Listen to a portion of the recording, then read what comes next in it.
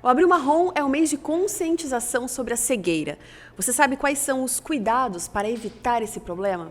Então fique com a gente que o Viva Saúde está no ar.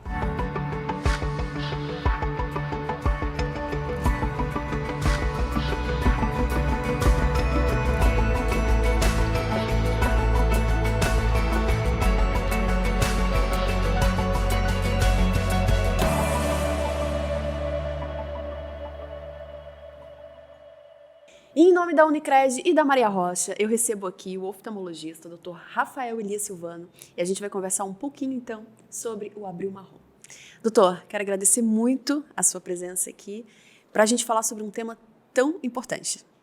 Eu que agradeço a oportunidade de estar aqui hoje falando um pouquinho sobre saúde ocular. Com certeza. Doutor, então vamos explicar para as pessoas em casa o que é esse Abril Marrom, o que é essa campanha de conscientização sobre a cegueira? Então, essa campanha ela é importante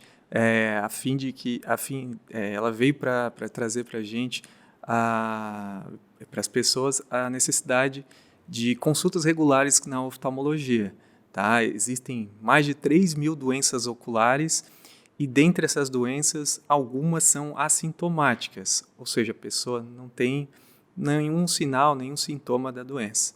Então, dessa forma, foi feita essa campanha para conscientizar a necessidade de consultas regulares. Então, nessas consultas, a gente consegue previamente entender se a saúde dos olhos, né, se tem ou não alguma coisa. É anual essa consulta que a gente precisa fazer? Como é que funciona nesses casos, doutor? De maneira geral, uma vez ao ano é um período bom de acompanhamento. Uma consulta oftalmológica, nós verificamos a visão através do exame de refração, onde a gente sabe o grau do óculos, por exemplo. Fazemos também o exame de pressão ocular, muito importante em avaliação de glaucoma, assim como o exame de fundo de olho, onde nós avaliamos as estruturas, a retina, o nervo óptico, cristalino, que são estruturas muito importantes aí para a nossa visão. Certo. Doutor, existe uma idade em que as pessoas vão até o oftalmo e pode já ter alguma coisa? Ou, não, a partir dos 50 anos é que uma pessoa pode já começar a apresentar alguma coisa? Não, desde jovem ela já pode começar a apresentar. Existe isso ou não? É muito importante, desde a infância, fazer um acompanhamento oftalmológico. Existem algumas doenças muito importantes nesse período da vida, entre elas o estrabismo, que pode já afetar até mesmo o desenvolvimento da visão, e eu chamo a atenção também para o ceratocone, que é uma doença de jovens, que pode aparecer já na primeira infância. Então vamos explicar um pouquinho sobre esses dois? O que é o estrabismo e o que é ceratocone? Ceratocone. Explica pra gente, doutor. O estrabismo é quando a pessoa tem o olho desviado. Ele pode ser para dentro, para fora, para cima, para baixo, mas não existe daí aquele paralelismo ocular. Isso pode afetar o desenvolvimento visual, ou seja, um dos olhos desenvolver e o outro não, a capacidade de enxergar, e fazer com que a pessoa tenha, dessa forma, uma dificuldade de visão durante toda a sua vida. Já no ceratocone, é uma doença que ela afeta a córnea, deixando a córnea mais encurvada e a córnea mais fina. Isso acaba gerando uma distorção de imagem e pode realmente prejudicar bastante a visão. Então, no estrabismo, às vezes eu imaginava, por exemplo, que a visão era normal, mas só alguma coisa física ali, né? Mas então não, ela pode ter uma visão prejudicada por causa do estrabismo? Pode, mas existem algumas causas de estrabismo. Tá? E qual a importância do exame na infância? Que algumas delas podem ser prevenidas, até mesmo com o uso de óculos. Às vezes pode ser um estrabismo pela falta de um grau alto, uma hipermetropia alta, e só o uso do óculos já ajudaria no desenvolvimento da visão e consequente correção do estrabismo. Então existe... Então tá, então vamos explicar. Uma criança... Eu consigo observar que essa criança ela já pode ter um indício de estrabismo. Meu pai, por exemplo, já consigo observar isso? Consegue notar através da falta desse paralelismo entre os olhos. Né? Começa com uma idade específica? Pode começar muito cedo, tá? 6, bebê? 7, 8 meses de idade. Sério? Então tá. Então desde bebezinho eu já consigo levar num oftalmo pra gente... fazer uma avaliação. E quando ele é muito pequeno, usa óculos também para esse tipo? Em alguns casos, sim. Em alguns casos, o grau é alto e precisa de uso de óculos. E o estrabismo ele está relacionado com a alta hipermetropia? Isso, a alta hipermetropia pode fazer com que a pessoa tenha esse desvio dos olhos para dentro. Isso porque ela força muito. Nada a ver. Não tem relação com a acomodação visual. Então, quando o grau não está corrigido, acaba fazendo com que os olhos virem mesmo para dentro. E para fora também? Para fora, Outra daí são coisa. outras causas. Ah, e quais são, doutor?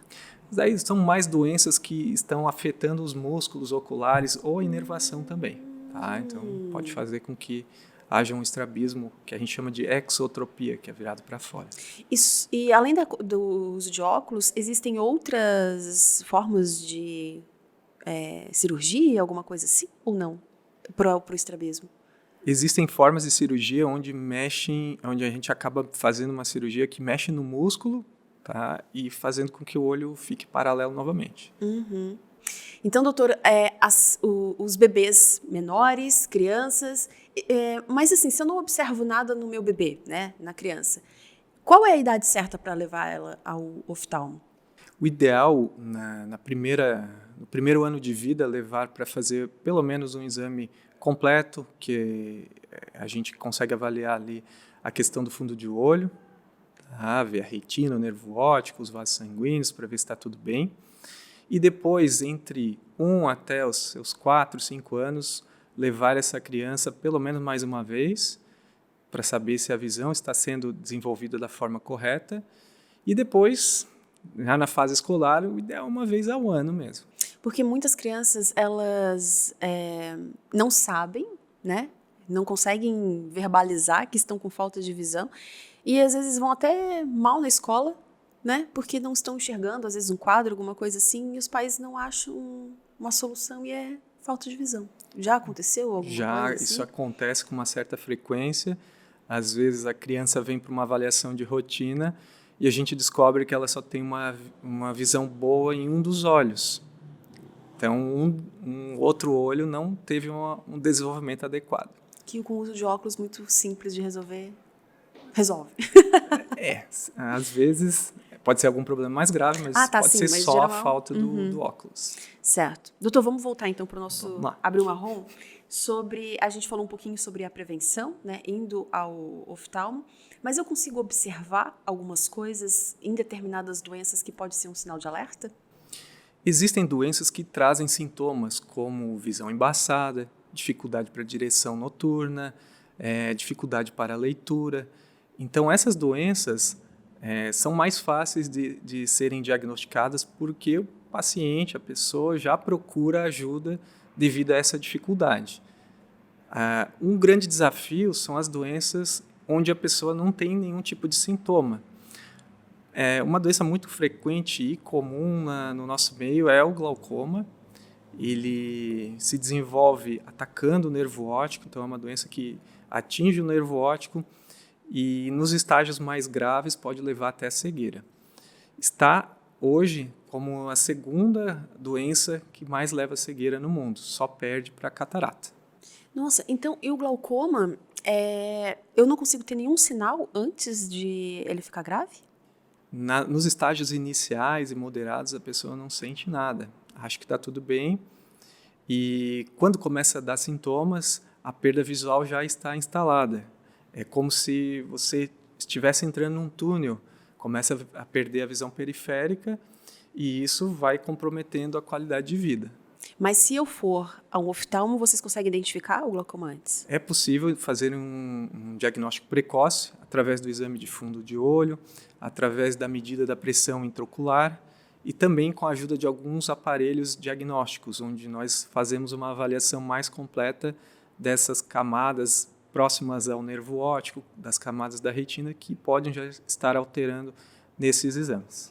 Tem alguma causa que vocês consigam identificar? Existem causas para glaucoma. A grande maioria tem relação genética, mas existem doenças que podem fazer com que apareça a doença, glaucoma, como, por exemplo, um diabetes descompensado, fazer um glaucoma secundário ao diabetes, Uma doença na retina chamada oclusão venosa pode fazer com que aumente a pressão do olho também.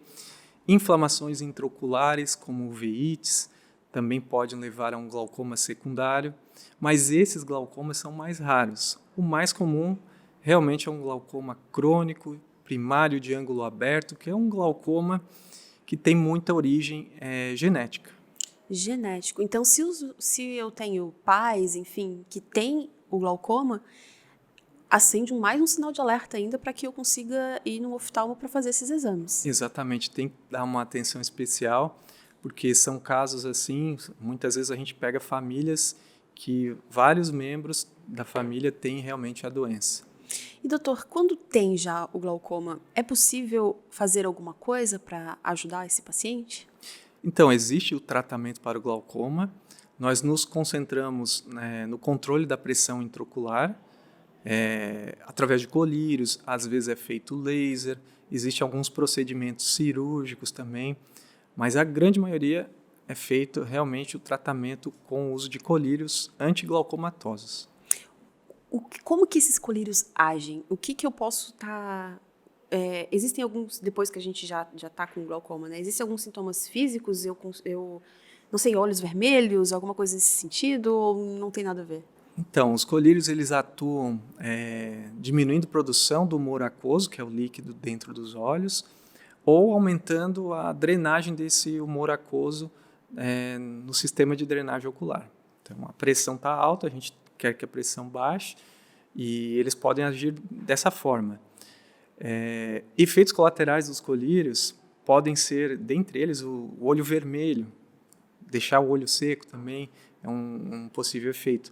Lembrando que essas pessoas que têm glaucoma vão usar colírio ou vão fazer o tratamento para o glaucoma durante toda a sua vida, desde o diagnóstico até o término da vida. Doutor, existem algumas coisas que eu posso fazer que prejudica quem tem glaucoma? Muito tempo em tela, alguma coisa que eu como, não sei. Existem algumas coisas nesse sentido ou não? Situações que aumentam a pressão ocular, se feitas de forma frequente, pode prejudicar. Por exemplo, pessoas que fazem algum tipo de esporte, atividade que fique muito de cabeça para baixo, podem ter um comprometimento maior do glaucoma. Posso citar aqui, por exemplo, o yoga, que é uma atividade que às vezes a pessoa fica muito de cabeça para baixo, está aumentando a pressão do olho, então fica uma indicação para as pessoas que têm glaucoma tomar cuidado com esse tipo de situação. Alguma outra que você consiga lembrar? O uso de telas influencia, não? O uso de telas não influencia. Não. Sim. E agora, doutor, falando um pouquinho sobre a catarata, né? Que eu acredito que seja, então, a primeira Isso, a a maior causa de cegueira no mundo é a catarata. A catarata é uma opacificação da nossa lente natural. Então, dentro do olho nós temos uma lente chamada cristalino, ela é transparente. Com o nosso envelhecimento, ela vai ficando esbranquiçada ou amarelada, e isso é o que a gente chama de catarata. Mas algumas pessoas começam a ficar opacas, ou todas as pessoas vai... Então, a catarata é uma doença que vai afetar toda aquela pessoa que envelhecer. Então, todo mundo vai ter catarata? Ninguém vai escapar, a não ser que não chegue na idade. Tá aí, então. Mas e aí? Agora eu fiquei chocada. Tá, então, todas as pessoas vão ter catarata, assim como artrose, né? Que eu já conversei com o ortopedista, todo mundo vai ter. Mas existem pessoas que vão controlar? Algumas pessoas vão se manifestar? Como é que funciona? Então, a catarata ela tem estágios. Ela pode ser leve, pode ser moderada, pode ser avançada. No estágio leve, ela não atrapalha no dia a dia, não atrapalha na visão. Estágios moderados já existe um comprometimento visual e estágio avançado ela pode realmente chegar a um nível de cegueira. E como é que eu enxergo... Desculpa, pode ir. Como é que eu enxergo se eu já estou nesse estágio moderado? Quem tem catarata é uma visão embaçada? É uma visão... Como é visão embaçada, dificuldade para leitura, dificuldade na focalização de objetos, dificuldade para dirigir à noite... Tá? Às vezes tem a sensação de neblina também nos olhos e no consultório a gente consegue medir o tanto de visão e acaba avisando o paciente, olha, a catarata está comprometendo e indica o tratamento. Então, a catarata tem apenas um tratamento, que é a cirurgia. Sim. Doutor, em alguns casos a gente vê, por exemplo, né, essa visão opaca ao redor aqui dos olhos e depois ela pode ir aumentando e indo. É assim que funciona a catarata? Então, Ou essa opaca ao redor dos olhos, Isso. na verdade, é o que a gente chama de halo senil. É um envelhecimento da córnea. É outra Córnea coisa? é outra coisa, é o transparente do olho. Catarata é aquela branquinha que pega bem o centro do olho. Em catarata total é possível verificar. Tá? A gente consegue ver um reflexo branco mesmo, bem no centro dos olhos. Ah, tá. Então depois a gente vai falar sobre essa outra. Eu achava que era a mesma, Não, diferente. os mesmos. Tá, doutor, então com a catarata existe a cirurgia. Como é que funciona a cirurgia? Em que casos é indicada? Então, nós indicamos a cirurgia para casos moderados ou graves de catarata. Fazemos a cirurgia retirando o cristalino, que é a lente natural, e trocando esse cristalino por uma lente nova, só que artificial. Hoje, na cirurgia moderna de catarata, nós conseguimos implantar uma lente e corrigir o grau do paciente. E, se for o desejo do paciente, fazer uma cirurgia onde a gente consegue ter esse foco para longe e para perto e deixando ele assim mais independente do uso do óculos. Existe a possibilidade da catarata voltar? A catarata não volta, já que na cirurgia é removido esse cristalino, mas algumas situações podem aparecer depois da cirurgia. Às vezes a cápsula, que é onde segura ali a lente intraocular, ela pode cicatrizar com o tempo e precisar de uma limpeza. A gente fala para o paciente dessa forma.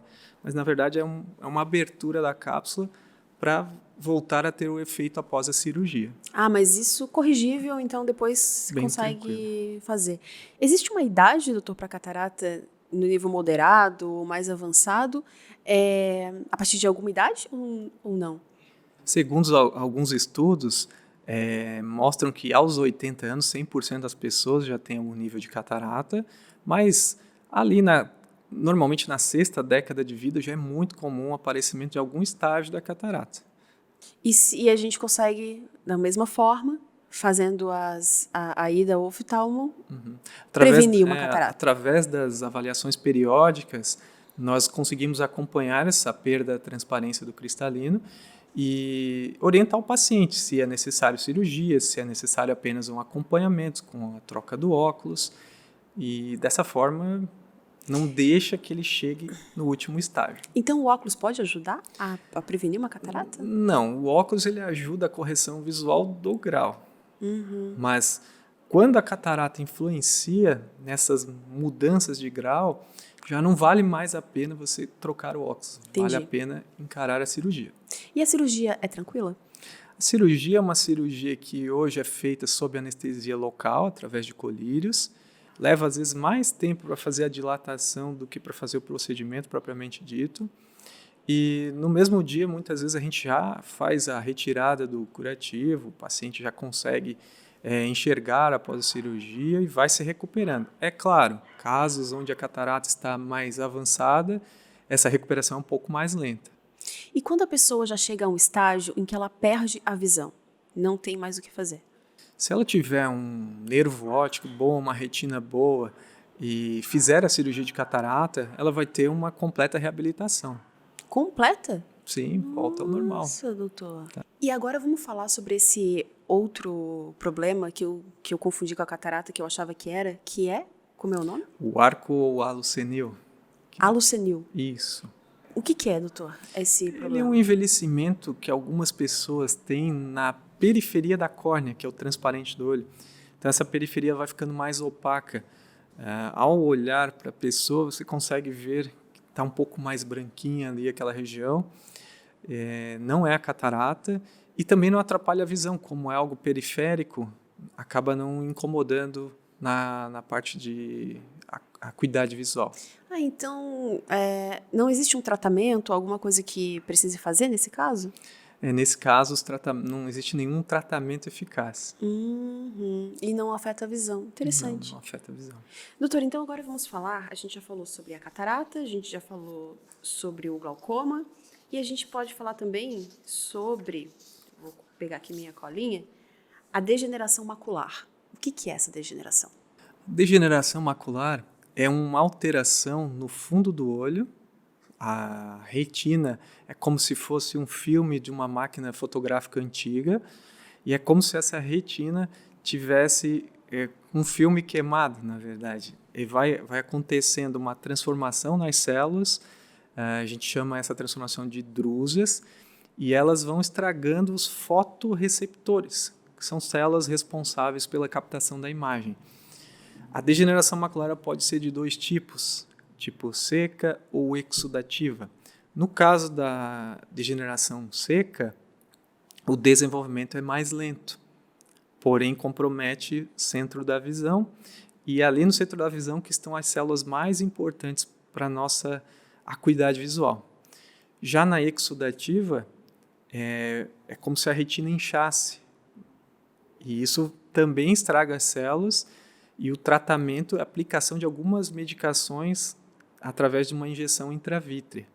Tá? Então, a doença é um pouco mais agressiva, a forma exudativa, e muito perigosa também para a visão. E, doutor, eu consigo fazer uma prevenção dela? Ou ela é algo que não tem... Existem algumas situações que são importantes no paciente que não quer ter a doença ou do paciente que já tem a doença de degeneração macular. É importante cuidar com o sol. O raio ultravioleta pode, sim, fazer com que a doença progrida mais rapidamente. A parte do cigarro, tabagismo, também é um fator de risco, mesmo fumantes passivos. E a parte de alimentação, onde inclui vitaminas. Tá? Então, nem tudo a gente, às vezes, consegue ter na nossa alimentação diária. E existem alguns suplementos que nós indicamos para pacientes que têm degeneração macular. De maneira geral, vegetais verdes, frutas, verduras são indicados para o dia a dia, para o cotidiano. Mas essa degeneração, quando a gente fala degeneração macular, parece algo meio que genético, não tem a Ela ver? tem uma tendência genética também, como outras doenças, e principalmente pacientes com a pele mais clara também podem sofrer mais com a degeneração macular. Mas se a gente conseguir, vocês conseguem identificar ela num nível inicial? Ou quando vocês conseguem identificar, já está num nível mais avançado? No consultório, no exame de fundo de olho, a gente já consegue consegue perceber sinais desse envelhecimento precoce. E nós vamos avisando o paciente e propondo tratamento conforme a necessidade. Ótimo. Doutor, vamos falar então agora sobre a retinopatia diabética. O que é essa doença? Então, a retinopatia diabética é uma doença no fundo do olho, também na parte da retina, associada ao diabetes. O diabetes ele é uma doença sistêmica que pode causar, no fundo do olho, hemorragias, pode causar inchaço das células da retina e muitas vezes até trações, em casos muito graves até um descolamento de retina. Então, é causa também de cegueira, retinopatia diabética. Alguns fatores de risco são tempo da doença, do diabetes, é muito importante, doença de muitos anos, assim como controle glicêmico. Pacientes que têm melhor controle glicêmico têm menos chance de desenvolver a doença. Mas então não são todas as pessoas diabéticas que podem ter algum problema com a visão, porque geralmente existe essa correlação, né, diabetes, visão. Então, se você faz um controle, se você acompanha, tem pessoas que não desenvolvem nada. Tem pacientes aí com 30, 40 anos de diabetes e não tem nenhuma lesão no fundo do olho. Como existem pacientes que a gente sabe que o diagnóstico foi recente, às vezes até menos de 5 anos e já chega com uma retina bem comprometida. Lembrando que existe também tratamento, pode ser feito medicações intravítreas, pode ser feito laser, em alguns casos até cirurgia, mas é muito importante que o paciente consiga o ideal controle glicêmico. E a diabetes, a gente sabe que pode acontecer em idades também, acho que não tão avançadas, mas em idades, né, mais jovens, e esse problema com os olhos também pode acontecer nesse caso mais jovem ou não? Existem pacientes na casa, às vezes, dos 30 anos, já com comprometimento grave no fundo do olho. Tá? Então, são casos que realmente nos preocupam muito, porque é uma doença que vai acompanhar esse paciente durante toda a vida. Então, é muito importante, se existe o diagnóstico de diabetes, conseguir ter uma alimentação adequada, tomar a medicação corretamente, para que não tenha essa consequência. Nossa, doutor, Lembrando que o ideal do paciente diabético é pelo menos uma vez ao ano fazer o exame de fundo de olho. E não assim, o que ficou de alerta aqui pra gente? Que todo mundo, né, precisa ir pelo menos uma vez ao oftalmologista. Muitas vezes até não tendo algum sintoma, né, não importa, precisa ir. E conseguir pegar essas doenças todas que a gente falou num estágio muito inicial, que já consigo ir acompanhando, pelo menos ou fazendo alguns procedimentos já. E, em último caso, acho que as cirurgias mesmo, como você citou, né, doutor? Sim, é muito importante fazer as consultas regulares. Nós citamos aqui várias doenças que realmente pode comprometer a visão, inclusive de uma forma incapacitante. 80% da nossa relação com o mundo é através da visão, então precisamos cuidar bem dos nossos olhos. E você vê, doutor, que as pessoas, elas, de um modo geral, se preocupam com isso? Como que você vê essa realidade aqui hoje? Olha, no consultório a gente vê muita coisa. Tem pacientes que têm realmente a preocupação, fazem o acompanhamento regular de maneira, digamos, exemplar. Mas não é raro eu atender pacientes na casa dos 40, na casa dos 50, que estão indo pela primeira vez ao médico oftalmologista. E isso porque sentiram alguma coisa? Porque alguma coisa incomodou. Ou a esposa marcou a consulta, ou alguém da família quis levar, mas eu acho que toda semana a gente pega algum caso dessa forma. E, doutor, existe um perfil de homens ou mulheres que são mais acometidos por essas doenças? Cada doença tem um perfil ou não existe esse perfil? Não existe esse perfil, tá? Divisão por sexo, não.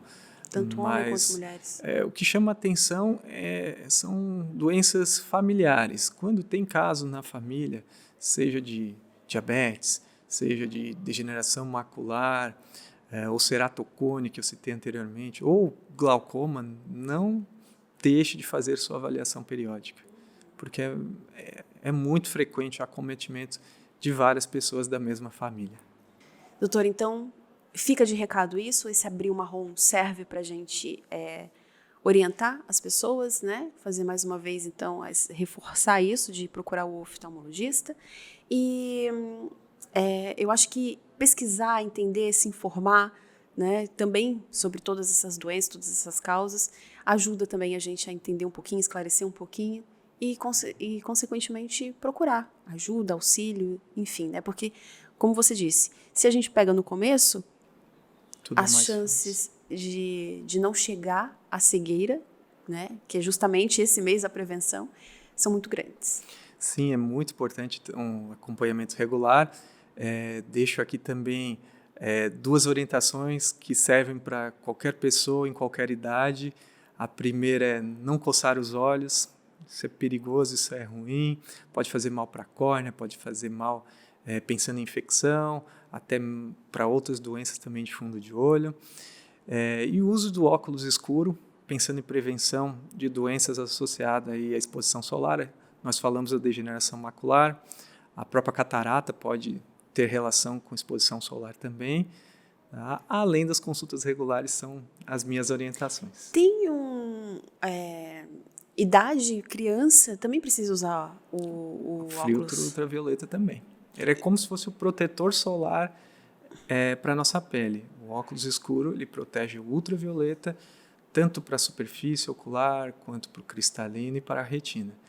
E então, óculos com proteção, filtro ultravioleta. Doutor, porque é muito importante também, a gente vê assim, algumas pessoas, né, que até para criança já compram os óculos que não tem proteção, e isso eu acho que ao invés de deixar neutro, né, se deixar sem ia ser melhor sim. Piora, né? Se não tiver a proteção, tiver com óculos escuro, a pupila dilata, entra com mais força ainda aquele raio ultravioleta, então vai ter um efeito nocivo ao longo dos anos. Então piora realmente. Piora. Então, gente, cuidado em óculos, com filtro, sempre se certificar disso para que faça esse melhor uso. Isso mesmo. Doutor, eu quero agradecer muito a sua presença aqui. Né? A gente pincelou, não dá para se aprofundar muito, né, em vários problemas de visão, mas eu acho que foi muito esclarecedor, né? E o que ficou de tudo isso foi realmente a importância dessa campanha para as pessoas. Eu que agradeço novamente a oportunidade de falar um pouco de saúde ocular e chamar a atenção aí das pessoas para cuidar bem dos seus olhos. Com certeza. Muito obrigada, doutor. Obrigado. E o Viva Saúde fica por aqui. A gente tem um novo encontro na quinta-feira que vem, às 8h30 da noite, pela UniTV e também pelas plataformas de áudio e vídeo da Unimed Tubarão. Eu aguardo vocês. Até a próxima.